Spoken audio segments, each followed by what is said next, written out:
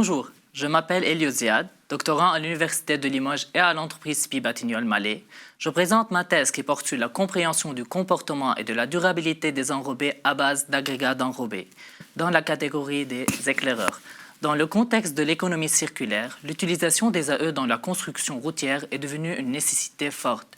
Des études ont déjà été menées par la profession, récemment avec le projet national MUR qui traite du multirecyclage de nos chaussées, avec une volonté d'aller vers une meilleure acceptabilité de ces AE.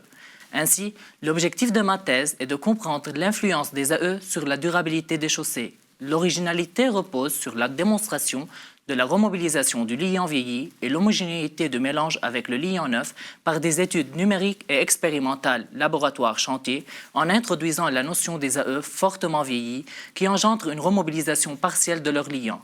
Considérant que ce mélange entre neuf et vieux se fait plutôt à l'échelle du mortier ou du mastic intergranulaire, une approche multi-échelle est adoptée.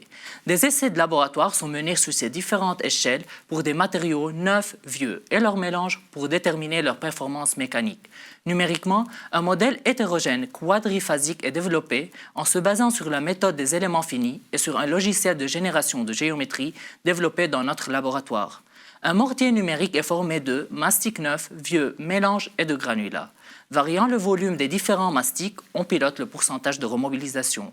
En comparant le module du mélange numérique au module d'un mortier mélange testé au labo, on aura le degré de remobilisation expérimental du constituant vieux. Notre étude est complétée par des essais en vraie grandeur. À Égletons, un simulateur de trafic est utilisé pour évaluer la durée de vie de la couche de base.